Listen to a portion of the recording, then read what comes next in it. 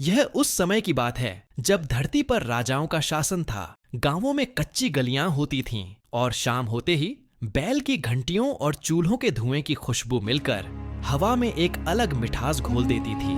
दूर दूर तक फैले खेत, कुओं से पानी खींचती बैल की जोड़ी और आसमान में उड़ते बगुले, यही एक आम दिन का दृश्य था। लेकिन इस कहानी की शुरुआत होती है एक छोटे से गांव सोनपुर से और वहां के एक लोहार भीमसेन और उसके बेटे गंगाराम से। गांव के पूरब में एक पगडंडी थी जो सरसों के खेतों के बीच से होकर जाती और अंत में पहुंचती एक पुराने पीपल के पेड़ तक। उस पीपल के पीछे मिट्टी और पत्थर से बनी एक छोटी सी कुटिया थी। वही भीमसेन का घर और उसका कार्यस्थल। भट्ठी हमेशा जलती रहती थी। दिन में उसका धुआं आकाश में सीधा उठता और रात में उसकी लपटें लाल सूरज की तरह चमकती। भीमसेन के हाथ बड़े, मजबूत और काले पड़ चुके थे, लेकिन हथौड़े की हर चोट में नाप तौल की ऐसी सटीकता थी कि जैसे कोई संगीतकार तान छेड़ रहा हो।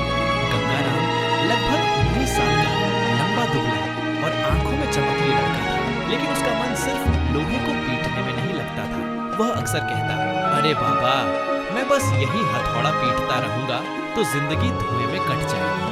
मैं राजमहल देखना चाहता हूँ, युद्ध में सैनिकों के साथ जाना चाहता हूँ, राजा से मिलना चाहता हूँ। भीमसेन मुस्कुरा देता है, कभी न कभी इस लड़के को लोहे का असली मूल समझ आया। एक दिन गांव के चौपाल पर नगाड़े बजने लगे।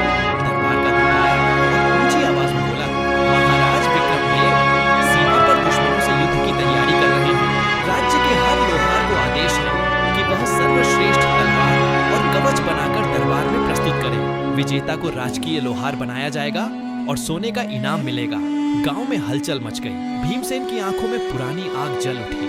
उसने कहा, गंगाराम, ये समय है हमारे हुनर को परखने का। अगर हमारी तलवार राजा को पसंद आ गई तो आने वाली पीढ़ियां भी हमें याद रखेंगी।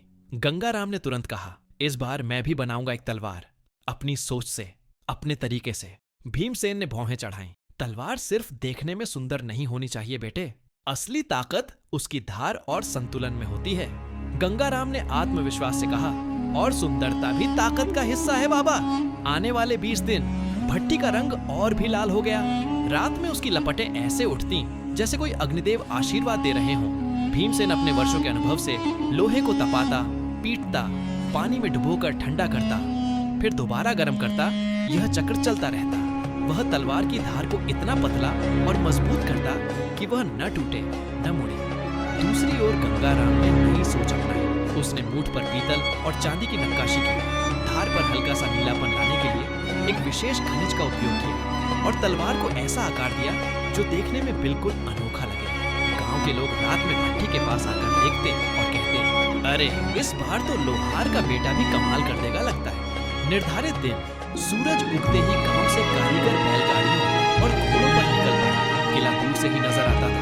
ऊंची ऊंची पत्थर की दीवारें, सुनहरी कलश और दरवाजे पर खड़े हाथी। अंदर दरबार सजा था। राजा विक्रमदेव सिंहासन पर बैठे थे। लाल मखमल की चादर, सोने का मुकुट और आंखों में तेज। एक एक कर कारीगरों की तलवारें पेश की गई। राजा हर तलवार की धार, वजन और संतुलन परखता। राजा ने उसे उठाया, और आदेश दिया, इससे रेशम का कपड़ा काटो। तलवार इतनी धारदार थी कि कपड़ा बस हल्के स्पर्श से 2 हिस्सों में बट गया। राजा ने संतोष से मुस्कुराया। फिर गंगाराम की तलवार, वह सच में बेहद सुंदर थी।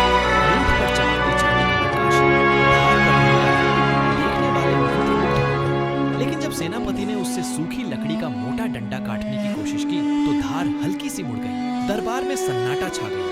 राजा ने गंभीर स्वर में कहा, गंगाराम, सुंदरता अच्छी है, लेकिन युद्ध में ताकत ही जीत दिलाती है। तुम्हारी कला बेकार नहीं, बस सही जगह चाहिए। फिर उन्होंने आदेश दिया, भीमसेन, तुम राजकीय लोहार बनोगे और गंगाराम, तुम हमारे शाही कवचों और राज मुकुटों की सजावट का काम संभालोगे।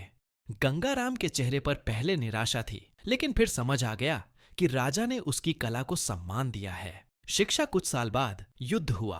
राजा की सेना ने भीमसेन की बनाई तलवारों से लड़ाई जीती और सैनिक गंगाराम के सजाए चमकदार कवच पहनकर रणभूमि में गए। लोग कहते, देखो, ताकत और सुंदरता दोनों सोनपुर के लोहार परिवार ने दी है। बरसों बाद भी गांव के बुजुर्ग यह कहानी सुनाकर कहते, हर हुनर की अपनी जगह है। लोहे की धार हो या चांदी की चमक, दोनों मिलकर ही राज्य की रक्षा करते हैं।